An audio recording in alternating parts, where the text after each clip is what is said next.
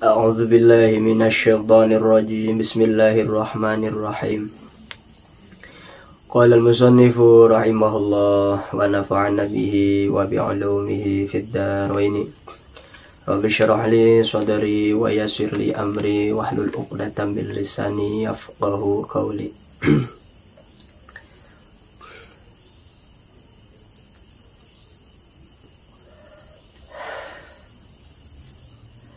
Bismillahirrahmanirrahim. Al-hadisul awal. Hadis yang pertama. Jadi kita akan mengaji salah satu kitab karangan ulama, yaitu karangan Syekh Muhammad bin Abi Bakar rahmatullahi alaih, yang diberi nama kitabnya yaitu Al-Mawa'idul Usfuriyah, yang mana di dalam kitab ini yang kita kaji ini menjelaskan tentang 40 hadis.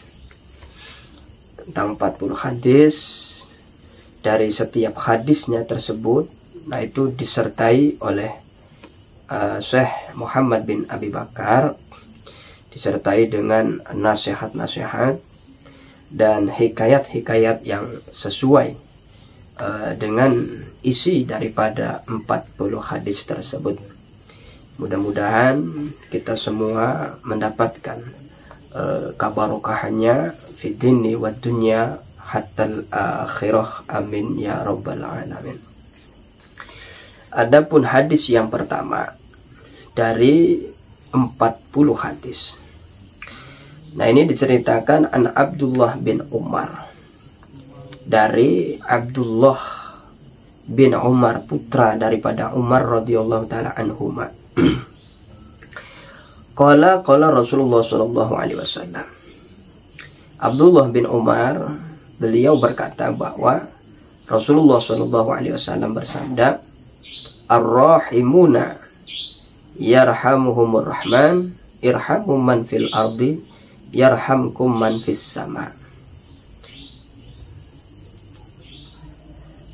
Artinya, kata Rasulullah,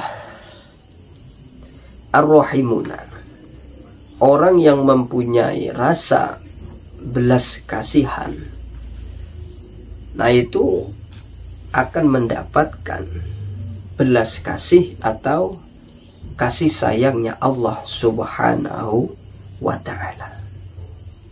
Maka dengan demikian Rasulullah meneruskan, irhamu, maka kasihanilah oleh kalian semua man fil ardi, siapapun orangnya yang ada di muka bumi ini, maka niscaya kalian semua akan mendapatkan belas kasihan dari makhluknya Allah atau dari penduduk yang ada di atas langit sana.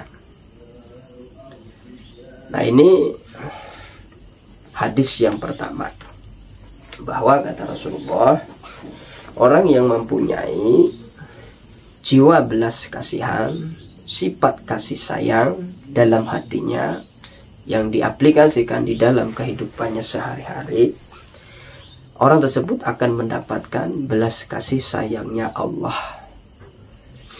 Maka dengan demikian Rasulullah menganjurkan kepada kita semua sebagai umatnya untuk belas kasihan terhadap siapapun orangnya yang ada di muka bumi ini.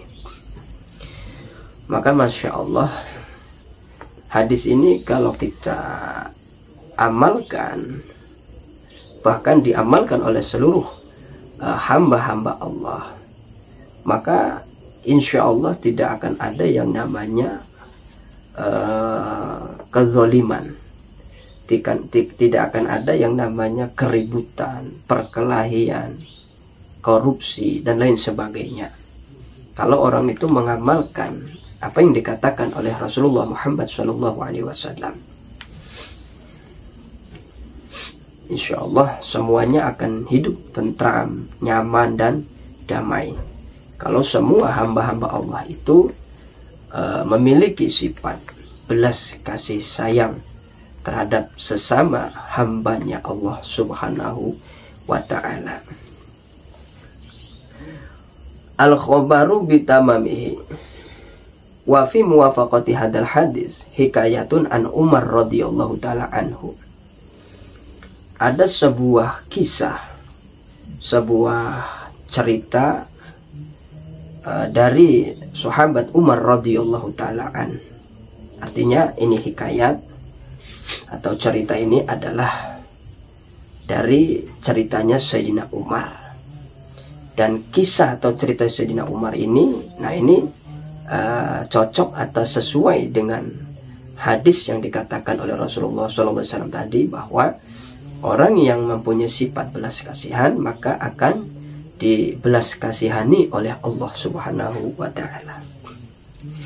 Diceritakan kana yamshi fi syakakil Madinah fara'as sobiyan kana fi yadihi usfur wa kana yal'abu bihi farahima Umarun dzalikal usfura fashtarahu minas sobiyyi fa'ataqahu.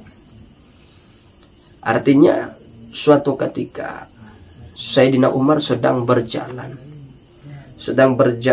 di jalan-jalan perkotaan. Di tengah perjalanan Sayyidina Umar, nah Sayyidina Umar melihat seorang anak kecil. Anak kecil itu sedang memegang burung, burung kecil. Dan burung itu oleh anak tersebut dijadikan barang mainan. Dipegang, dilempar, dipegang, dilempar, dipegang, ya namanya anak kecil. Jadi burung tersebut dijadikan mainan oleh anak kecil tersebut. Sehingga seketika Sayyidina Umar melihat burung kecil tersebut yang dimainkan anak kecil itu, Sayyidina Umar merasa iba, merasa kasihan dengan burung tersebut. Maka dengan demikian oleh Sayyidina Umar, burung tersebut dibeli dari anak kecil itu. Jadi burung tersebut dibeli oleh Sayyidina Umar dari anak kecil tersebut, karena Sayyidina Umar kasihan melihat burung kecil tersebut dimain-mainkan oleh anak kecil tersebut. Nah, setelah burung itu dibeli oleh Sayyidina Umar, maka kemudian burung tersebut dilepaskan oleh Sayyidina Umar agar supaya bisa hidup di alam bebas. Dilepaskan begitu saja oleh Sayyidina Umar. Nah, itulah wujud belas kasihannya Sayyidina Umar terhadap makhluknya Allah yang berupa burung kecil. Tidak tega burung tersebut dijadikan mainan oleh anak kecil tersebut, kemudian dibeli, dilepaskan. Falamma tufiya Umar radhiyallahu ta'ala anhu ra'ahu jumhur fil manami fas'aluhu an halihi faqalu ma fa'alallahu bik. Singkat cerita, setelah Sayyidina Umar radhiyallahu ta'ala anhu wafat, meninggal dunia, maka banyak ulama itu memimpikan Sayyidina Umar. Nah, di dalam mimpi tersebut ulama-ulama itu bertanya kepada Sayyidina Umar. Kata ulama-ulama tersebut bertanya kepada Sayyidina Umar tentang keadaannya Sayyidina Umar setelah meninggal dunia. Kata ulama, ma fa'alallahu bik. Artinya, apa yang Allah perlakukan kepada sampeyan Umar? Engkau diapakan oleh Allah Subhanahu wa ta'ala, wahai Sayyidina Umar? Kata ulama-ulama bertanya di dalam mimpinya kepada Sayyidina Umar. Kemudian Sayyidina Umar menjawabnya, qala ghafarali wa tajawaza anni. Umar menjawab, alhamdulillah, Allah telah mengampuni saya, Allah telah memaafkan saya, kata Sayyidina Umar. Jadi Allah telah mengampuni saya dan Allah telah memaafkan saya, kata Sayyidina Umar. Qalu bi ayyi syai'in bi judika au bi adlika au bi zuhdika. Kemudian ulama-ulama tersebut di dalam mimpinya bertanya lagi, wahai Umar, sampeyan mendapatkan ampunan Allah, maaf dari Allah, apakah itu berkah atau sabab kedermawanan sampeyan? atau sabab sifat adil sampean, karena Sayyidina Umar ini terkenal orang yang adil. Au bizuhdika, atau sabab dengan zuhudnya sampean. Nah, itu pertanyaan selanjutnya yang ditanyakan oleh ulama kepada Sayyidina Umar. Apakah engkau, kata ulama kepada Sayyidina Umar, mendapatkan ampunan Allah, maafnya Allah, maaf dari Allah. Nah, itu engkau dapatkan dengan sabab kedermawanan sampean, apakah sabab sifat adil sampean, apakah sabab zuhudnya sampean. Nah, terus bagaimana jawaban Sayyidina Umar? Sayyidina Umar menjawab, qala lama wada'tumuni fil qabri wa satartumuni bit turab wa taraktumuni wahidan fadakhala alayya malakani muhibani toro aqli warta'adat mafasili min haibatihima wa akhadani wa ajlasani wa arada ayas alani. Kata Sayyidina Umar menjawab, seketika kalian semua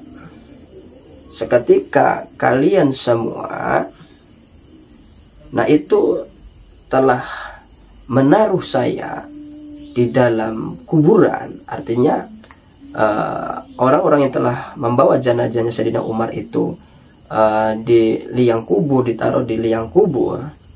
Kemudian kata Sayyidina Umar, sampean semua sudah menutupi saya dengan tanah, sudah rata dengan tanah, kemudian kalian semua meninggalkan saya seorang diri.